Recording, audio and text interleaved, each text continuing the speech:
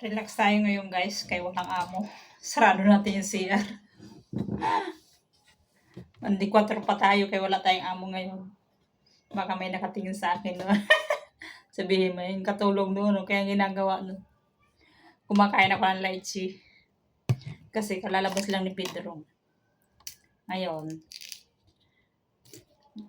niligpit ko yung higaan niya. Nagdasal kasi sila kaya may ganito.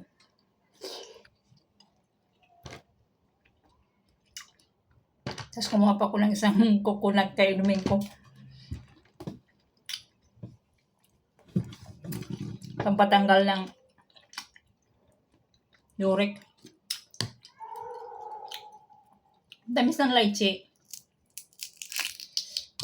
Wow, juicy.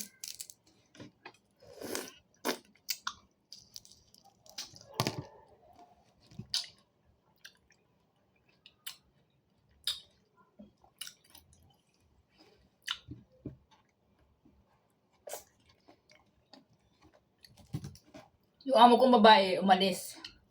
Hindi kumain. Tapos bumili niya ng pangdasal na ano. Dasalan nilang pagkain. Nagdasal siya tapos umalis. Sabi ko, kumain siya. Hindi naman siya kumain. Gusto ko to kapag hindi malamig. Kasi hindi masakit sa ngipin.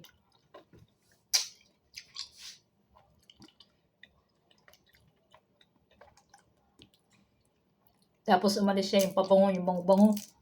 LB yung pabango niya.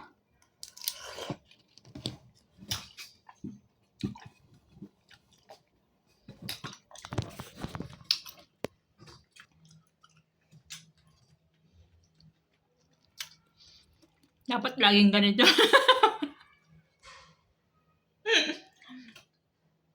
Laging ganito.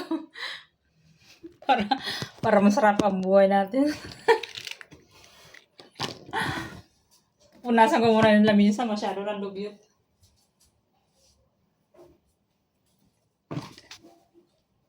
Tanggal ko lang yung rubber.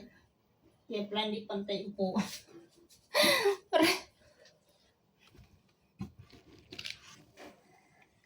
Isa kasi yung lamisa kaya pinunasan ko. Tapos, didi-4 mo. Madidi-4 muna tayo.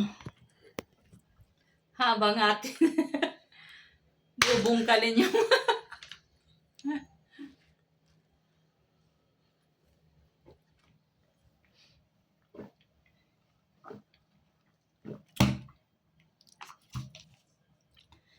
naniniwala ba kayo na pag ganitong nakaseld na coconut ay walang halong tubig?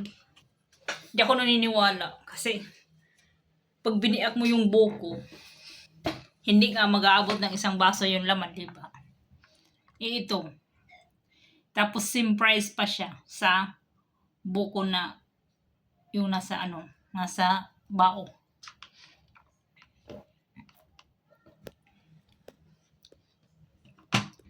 At saka yung lasa niya, hindi lasang buko. Para lang siyang mineral na nilagyan ng kunting sabaw, tapos nilagyan ng laman ng buko. Mautak rin yung mga nagtitinda.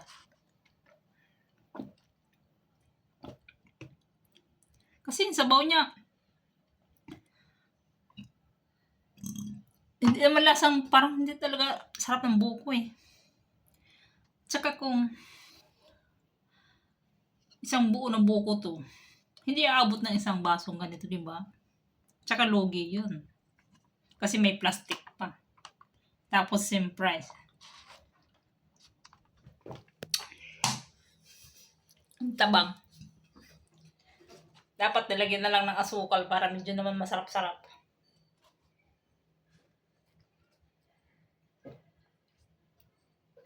Inumin muna, huwag ka na umangal.